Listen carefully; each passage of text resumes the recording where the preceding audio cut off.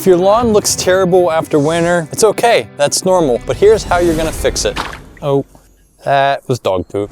Let's get into it. All the snow melts from the winter time into spring. Sometimes we get the first look at our lawn and our hearts drop because all we see is ugly and a ton of bare spots. And it's here where I remind everyone it's okay and not to panic, at least just yet, because bare spots can be caused by a whole bunch of different things. We have snow mold, damage from all of the plows over the winter, damage from our rodent friends in either moles or voles or other things, in some extreme cases, winter kill from all of the winter temperatures. And that's not even covering all of the other damage that winter caused to your property, like garden beds and landscaping and all of the other things. But when it comes to turf grass, especially in the cool season zone, there are times to wait and not panic. And this is certainly one of them because we have to assess what will come back and what might need seeding to repair it. Now, throughout this video, we're gonna cover the common types of winter damage that we see a lot in our channels and through questions that we get asked. And the very first one is, how do we fix all of these types of winter damages? And honestly, we can approach these differently in a lot of these cases. Some of the times we don't need to do anything at all. And other times we need to repair it using things like grass seed. But spring is a tricky one because we need to know when to seed and when the timing is right so you can set up yourself for the best expectations going on to get your dream lawn this summer. First up to bat is the most common question we get coming out of winter is, how do I fix vole or mold damage? And if I'm being quite honest, a lot of this stuff is going to fix itself regardless of if it's a vole or a mole causing your damage. The key is trying to know the difference between the two because oftentimes you're going to go about these a little bit differently, especially in future prevention.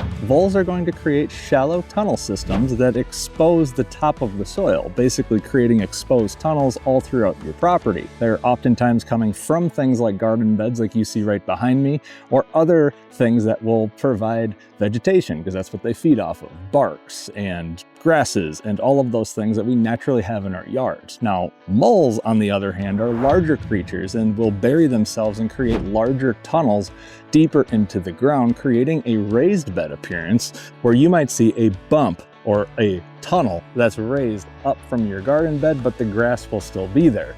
Underneath that, of course, is hollow because an animal went through there, so you might treat those a little bit differently. But in most cases, this might be hard to believe based upon what you're seeing in your yard, most of these cases will take care of themselves. All of that said, there are severe cases to any of the things we're going to cover, and in that case you might need to replace some areas with more soil depending on what damage was caused, replace maybe some sod pieces that went up, or just generally reseed that area. You may notice after winter that there might be some salt damage. This usually is going to occur along the road, along the sidewalks, or maybe along your driveway. Now, salt will affect your grass similar to how it affects our bodies. It will dehydrate it, and the dehydrated grass will shrivel up, and if the salt damage is bad enough, it can actually die. Now, most of the time, the snow thaw and the spring rain will come and they'll flush a lot of that salt out of there. So a lot of times it really won't kill your grass necessarily, but if it does happen to, really the only way to go about fixing it would be to either seed it or sod it or something similar. How to identify snow mold? Well, generally it's circular patches, might have a gray hue to it